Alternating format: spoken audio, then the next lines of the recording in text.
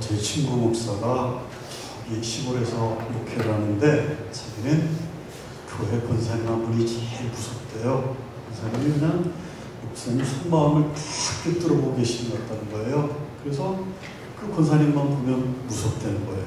그래서 어느 날 비가 주룩주룩 내리는 날 이제 시간이 되어도 성도님들이 아무도 안 오시는 거예요. 그래서 오늘은 새벽기도 그냥 가서 쉬라고 하나님이 비를 많이 주시나 보다 그러면서 나가려고 딱 마음을 먹고 있는데 그 무서운 권사님이 탁 들어오시는 거예요.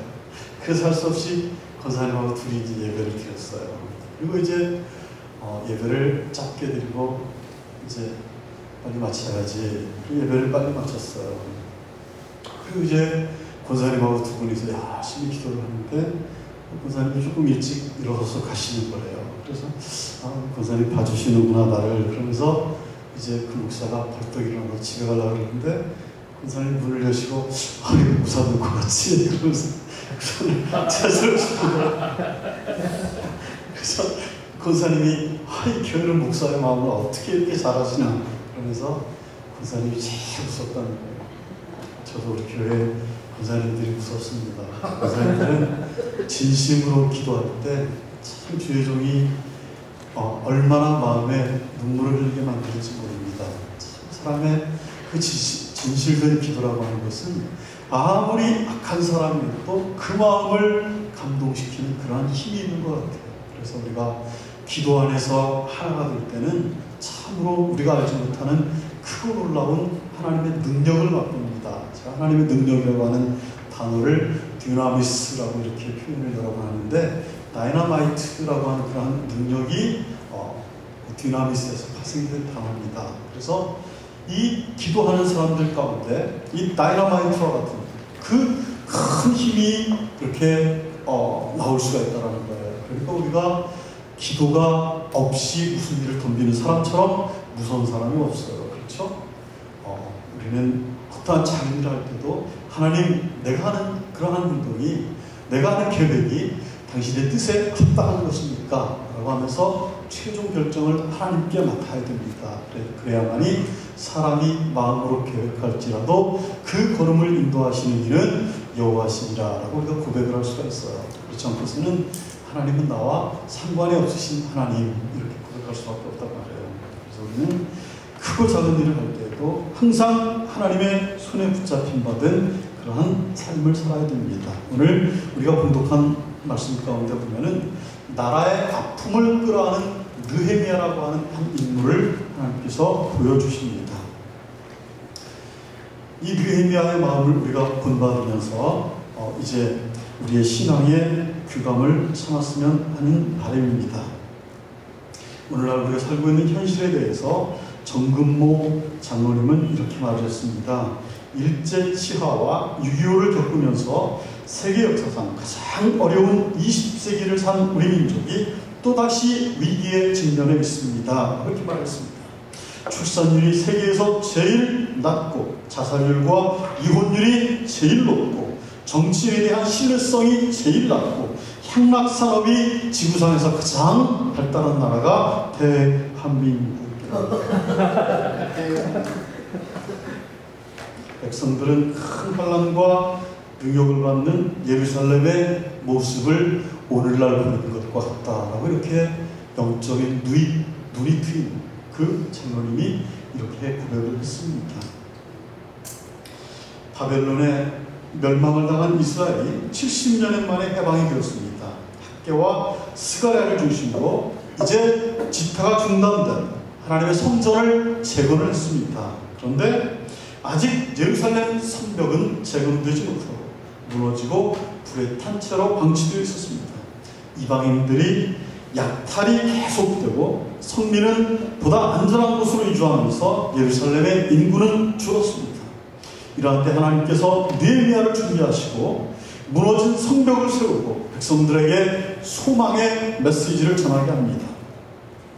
성도는 나라를 생각하고 기도하는 삶을 살아야 됩니다. 이 나라가 우리에게 이렇게 자유를 허락했기 때문에 우리는 이렇게 편안하게 예배를 드릴 수가 있습니다. 북한에서 탈북한 그 탈북자들의 말을 들어보면은 그 예배를 편안히 한번 드려보고 싶은 게 내 소원이다라고 하면서 지금도 지하에서 그 하나님의 나라가 오기를 기도하면서 예배를 드리는 그런 사람도 있다고 합니다. 우리가 지금 이 한 시간 편하게 예배를 드릴 수 있는 것도 얼마나 감사한지 모릅니다. 여러분들이 10년 앞을 누가 장담할 수가 있겠습니까? 다 병실에 누워서 요단강 이쪽 저쪽을 왔다 갔다 하고 계실 때 목사가 와서 기도해 드리면 이때는 늦었구나 라고 생각하면 안 됩니다. 지금 우리가 이렇게 걸어 다닐 수 있고, 지금 내가 입술을 벌려서 기도할 수 있고, 지금 그나마 손과 발로 주의할 수 있을 때 우리는 무언가 주님께 이쁨을 받을 만한 그런 일들을 많이 해드릴 줄 믿습니다. 느헤미야는 예루살렘을 생각하며 슬프게 울었습니다. 느헤미야는 예루살렘의 이 참상을 듣고 눈물을 흘리면서 수일 동안 슬퍼했습니다. 느헤미야는 아닥사스다 왕의 술 맡은 관원이었습니다. 임금 앞에서 나와서 슬픈 내색을 하거나 눈물을 보이면 살아남을 수가 없는 그러한 시대였습니다. 그럼에도 불구하고 그는 울면서 슬퍼했습니다. 그 눈물은 자기 자신을 위해서 흘리는 눈물이 아니었습니다. 나라와 민족을 위해서 흘리는 눈물이었습니다. 그의 눈물에서 그가 얼마나 나라를 사랑하고 조국을 사랑하고 민족을 사랑하는가를, 예루살렘을 그리워했던가를 읽을 수가 있습니다.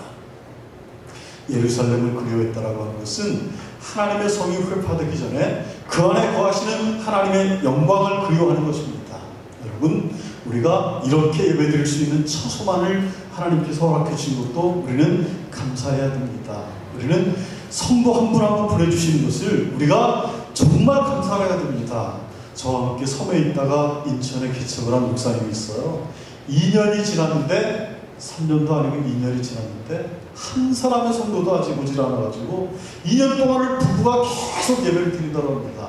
그런 분들 생각하면 우리 위에는 하나님이 감당할 수 없는 지금 축복을 부어주신 것입니다. 우리는 지금에 만족하지 않고 계속 기도하면서 하나님께 더 귀하게 쓰임 받기 위한 우리가 밑거름이 되어야 됩니다. 준비 없이 하나님께서 아무리 우리가 기도한다 해도 많은 것들을 채워주시겠습니까? 우리가 준비하는 자들이 되어야 됩니다. 그래야만이 하나님께서 부어주실 때 감당할 수가 있습니다.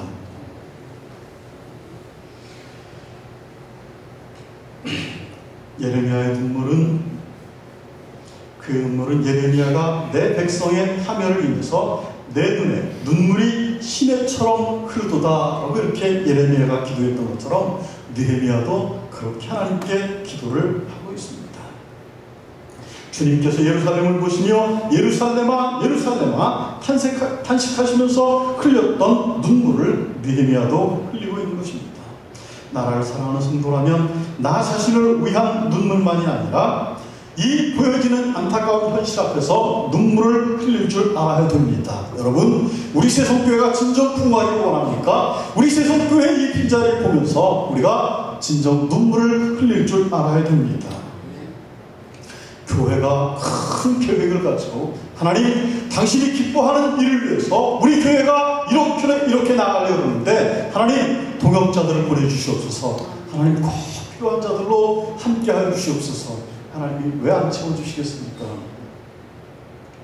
우리 김원복 집사님처럼 저희 교회에 그냥 무심코 들어오셨다가 이곳이 내가 머물 곳이다 라고 이렇게 작정하시면서 그 자리에서 목사님, 제가 내일부터 새벽기도를 쌓겠습니다 라고 나오시면서 한 번도 빠지지 않고 이렇게 제단을 쌓습니다. 하나님이 보내주시는 분이 오셔야만이 진정 교회가 영적으로 부흥합니다. 여러분, 우리는 무엇보다 나를 위해서 눈물을 흘리는 것도 중요합니다. 우리의 자녀를 위해서 눈물을 흘리는 것도 중요합니다. 그러나 이 하나님의 성전이 우뚝 서갈 수 있도록 우리가 눈물을 흘리는 그러한 자들이 되시기를 바랍니다.